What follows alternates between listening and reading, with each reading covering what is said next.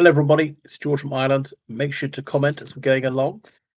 Subscribe on Patreon, donate and PayPal. GeorgeCallahan79@gmail.com. This is about the late Charlie Kirk's views on the Russo-Ukrainian conflict. It may seem I've got a bit of a bee in my bonnet about Mr. Kirk, but it's going to be very, very soon. And then after that, I suppose it'll be forgotten fairly soon. I know his widow says, "Oh, Turning Point USA will keep going," but honestly, I think not many people die. Or else I remember people like him, shock jocks, who died 5 or 10 years ago. So he was quite ephemeral, certainly forgettable. Though the harm and horror he did lives on after him. I was thinking he's kind of like a good-looking version of Alex Jones. But enough about him. I wish Charlie Kirk had been put out of commission another way, bankrupted or something, taken off the air. Don't dispute his legal right to spout his repugnant views, but that he hadn't been subject to any act of violence. No, that's obviously wrong. Whoever did that, give the person life imprisonment, not execution. Looks going to happen in Utah. Anyway, so Charlie Kirk about the Russo-Ukrainian war, claiming that was only a border dispute. Well, it's obviously going much further than that. He was an ignoramus on this, and he was very unlettered. That came across in everything he ever said about this. I mean, where he was on firmer ground, he knew more about the Bible, for instance. Um, is Russia was trying to wipe out Ukraine as a nation. It was attempted erasure of the Ukrainian nation. That's why on the first day they released this press communique saying that's it, we've reunited Russia, Ukraine, and Belarus, and so forth. And he probably didn't hear about that essay published under Putin's name on the historical unity of the Russian Ukrainian people, saying that Ukrainians don't exist, that really it's a just emanation of aggressive Western imperialism and blah blah blah. Now, Putin's essay was not complete nonsense. It wasn't a farrago of lies. There were some lies in it, but there was a small amount of truth in it. In that, yes, Kiev was the birthplace of Russia, and Ukraine was Russia. And then the Poles conquered it in the early Middle Ages and pushed the Russians back, and the Russians there became Polonized, but they developed this new unique identity, Ukrainian. The Ukrainian language is closer to Polish than it is to Russian, even though it's written in Cyrillic, and so forth. And the Ukrainians are mostly Orthodox Christians, but they've got an autocephalous church now. And Putin would cite, I can't remember whichever treaty it was in the 15th century, that the Ukrainian Cossacks signed with the Tsar of all the Russias. And so, that's really valid. And by the way, all the treaties since count for nothing, including the treaties that Putin himself signed. Putin himself has recognized Ukraine as an independent country on multiple occasions. If it's not a real country, why did Russia recognize it in 1991? Why did they recognize in the Budapest Memorandum? Why did they have diplomatic relations with it? And so on. Why did they admit people on Ukrainian passports? All these admissions of it. And the Ukrainians had bent over backwards to be accommodating by allowing the Russian Black Sea Fleet to stay there.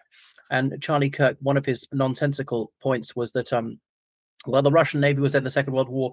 No, it wasn't. There was no Russian Navy. There was the Red Navy of the Soviet Union, and the Soviet Black Sea Fleet was almost half Ukrainian, and so forth. So it's ludicrous to say that that's some sort of grounds.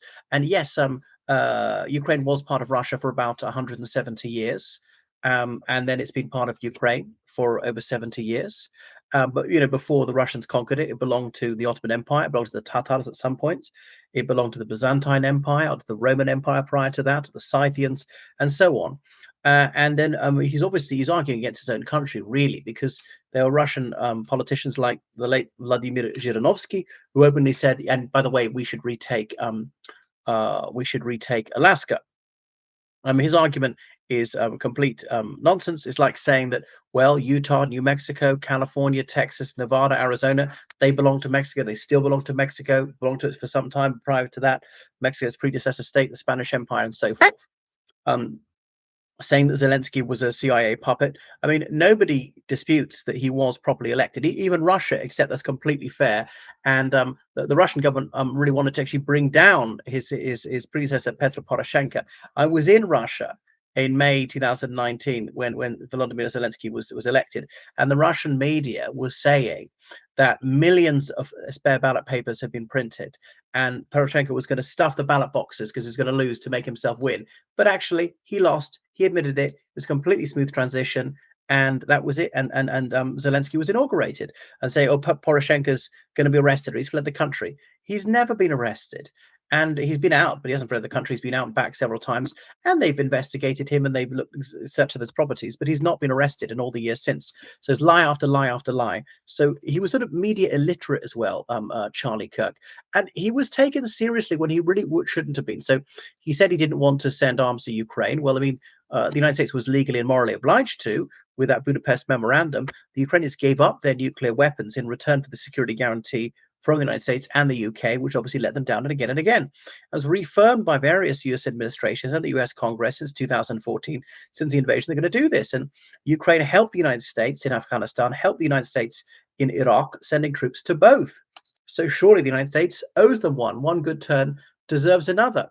Um, Anyway, so Zelensky leading his people to a massacre. Well, the massacres were committed by Russia, so Russia invaded them, and we've seen what the Russian army is like in Chechnya and else in Syria and elsewhere. Now, no army is perfect. I realize, civilians always get killed in wars. There are a few bad people in every army. There are a few psychos make it into every army, and of course that's terrible. We should try and stop that. Try and minimize civilian casualties. I realize that they're unavoidable. You can't keep them down to zero, but the Russians' army's reputation is egregiously bad. I mean, among the worst in the world for massacres, and they will virtually never be disciplined for the murder of a civilian, for the willful murder of a civilian, not in a combat situation. No, it's not combat at all. Knowing he, she is unarmed, there's no threat at all, and deliberately killing the person anyway, and rape and so on. And they done it to their own citizens in Chechnya is very, very well documented. You can have lots of Russian journalists can tell you this, like Anna Politkovskaya, who paid with her life for telling the truth and speaking up for human rights. Yeah, so Kirk would just say anything for money, but you got to hand it to him. He was very successful in his 33 years on the planet. Was it 32 years? He wanted to be infamous, and he was. And the guy who was so sort of like so holier than thou, so moralistic, and there he was shilling for some truly nefarious causes and so on. So anyway, saying it was wrong to view Russia as an enemy despite Russia's hostile acts. I mean, cyber attacks on the United States and American allies. And you could think he was taking a script from the Kremlin, and that cutting off arms was gonna end the war. No, well, I mean, it means complete Ukrainian subjugation. It'd be goodwill to give into this aggression, give them Crimea. Why would they stop there? I mean, you wouldn't do. You'd be an idiot if you're Putin to stop there. He's got something for nothing. He'll take more and more and more.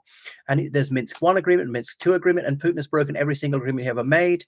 All these chemical weapons conventions the Soviet Union signed back in the 1970s, and Putin will be the first to remind you Russia's the principal successor state of the USSR, where they break all the time using chemical weapons in Ukraine, in Syria, in the United Kingdom.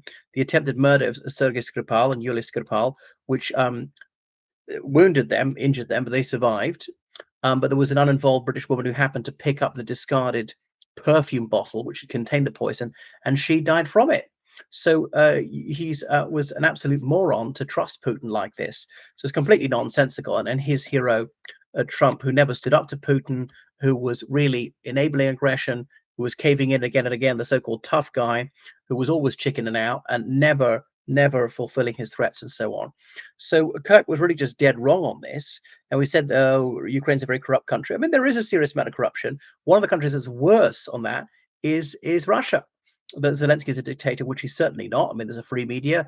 There was a free and fair election. Even his opponents completely accept that. You can demonstrate against him. You can criticize him, and so forth. In no sense as a dictator, his powers are limited. I think he'd like to be able to do, which he's not able to do. And they don't have the death penalty officially or unofficially, and it's staggering that he's there shilling for Putin, who really is a horrific dictator and an egregiously brutal one as well, with absolutely farcical elections where ballot boxes are stuffed blatantly. And it was caught by Golos, this Russian civil advocacy group, who had it recorded, because all these things were recorded, were broadcast live. The polling stations, they were able to record these things. The polling clerks, look, nobody's coming, and would put loads of ballot papers in there. All right. Thank you so much for watching my channel. Make sure you subscribe on Patreon. Donate PayPal, georgecalan7@gmail.com. Goodbye.